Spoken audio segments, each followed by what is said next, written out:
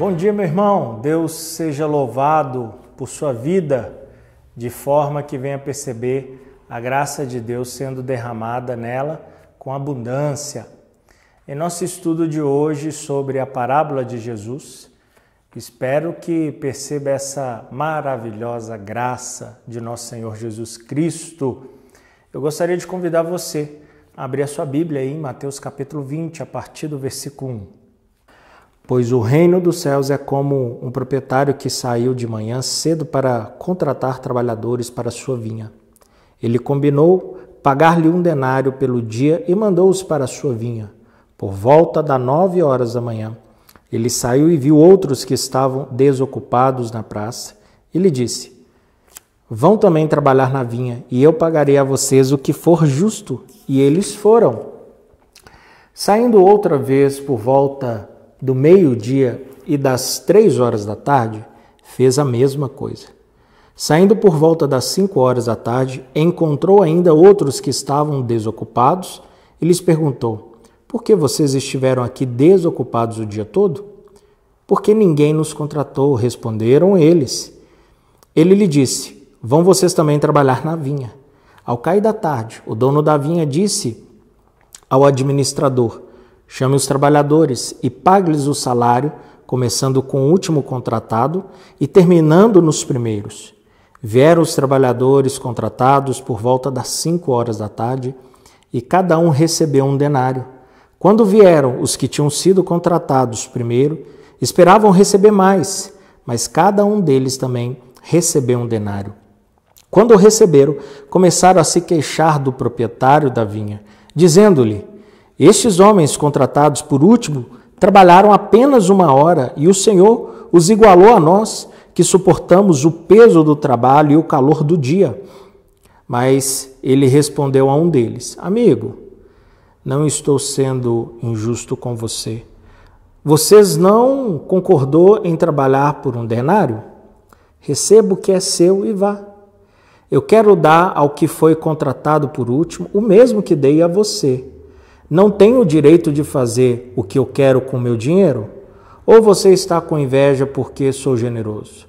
Assim, os últimos serão primeiro e os primeiros serão últimos. Assim é o reino dos céus, diz Jesus. Porque Deus é tão bom, de forma que podemos perceber Ele triunfando e a graça de Deus também triunfando. No mundo, o conceito é de que aquele que trabalha mais recebe mais. Isso é justo. Mas o reino de Deus, os princípios do mérito e da capacidade são postados de lado, são colocados de lado, para que a graça ela venha prevalecer. E na parábola que vamos estudar hoje, a intenção é compreender a graça de Deus sobre a nossa vida.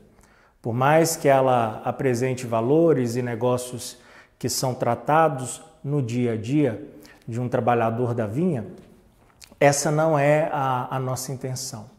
A parábola dos trabalhadores não existe para ser usada como exemplo de relação humanas na área do trabalho e da administração. A lição que a parábola ela transmite é de que a graça vale mais do que a justiça imparcial e as práticas lucrativas dos negócios. A história diz que o empregador da parábola foi à praça várias vezes durante o dia e viu, e ele trouxe aqueles trabalhadores que ali estavam. Uma família, ela necessita de sustento. Ele sabia que uma fração do denário não seria suficiente para as necessidades diárias de uma família. No fim do dia, pagou os trabalhadores que haviam contratado no decorrer do dia. Não em relação às horas trabalhadas, mas de acordo com a necessidade dos seus dependentes. Então nós podemos ver em sua atitude uma pessoa muito generosa, esse patrão.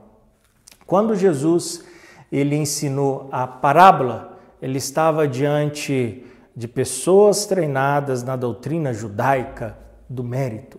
Seus contemporâneos acreditavam que o homem deve acumular o seu crédito, numerosas boas obras que possam ser convertidas em recompensas, para assim poder reclamar lá diante de Deus.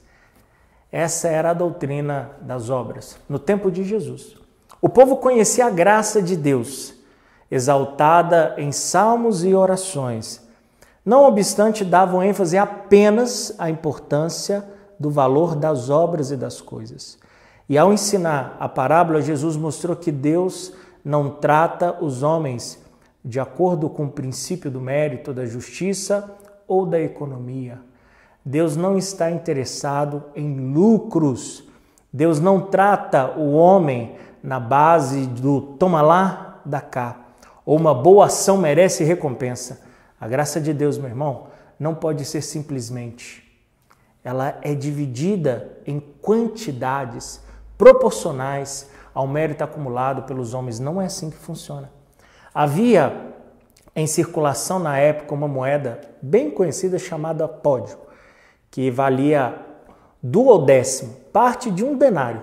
Na graça de Deus, no entanto, não circulam porcentagens, porque todos nós temos recebido da sua plenitude e graça sobre graça. E aí, no reino dos céus, a bondade de Deus prevalece e se revela àqueles que somente pela graça entraram no reino. O fato de o fazendeiro pegar um denário àqueles, ou pagar um denário àqueles a quem disseram que receberiam o que fosse justo, e também aqueles a quem nada foram prometido, foi um ato de pura bondade. Todos os trabalhadores receberam o mesmo pagamento, que era suficiente para o sustento das suas famílias. Podemos ver também na parábola as explicações, ou as implicidades como características fundamentais do reino de Deus ali. O contexto dessa parábola também diz a respeito à pergunta de Pedro, quando Pedro fala, e a resposta de Jesus. Pedro ele chega para Jesus e pergunta, perguntou o que ele e os discípulos receberiam por seguir a Jesus. Eis que nós tudo deixamos e te seguimos. O que será, pois, de nós? Jesus respondeu que para os seus seguidores receberiam incontáveis bênçãos espirituais. Jesus lhes disse: digo a vocês a verdade, por ocasião das regeneração de todas as coisas, quando o Filho do Homem se assentar em seu trono glorioso, vocês que me seguiram também se assentarão em 12 tronos para julgar as 12 tribos de Israel. E todos que tiverem deixado casas, irmãos, irmãs, pais, mãe, filhos ou campos, por minha causa, receberão 100 vezes mais e herdarão a vida eterna. Contudo, muitos primeiros serão os últimos e muitos últimos serão os primeiros. Ao dizer isso, Jesus não tem a intenção de mostrar a Pedro e principalmente aos outros discípulos que ali estavam com ele, que a posição do primeiro e do último no reino seria invertida. A parábola usa antes a expressão para indicar que no reino dos céus a igualdade é a regra, a recompensa igual para todos, mesmo que o trabalho possa variar, mas qualquer um que deseja seguir a Jesus, o dom de Deus é a graça plena. Sua graça deve ser suficiente para todos.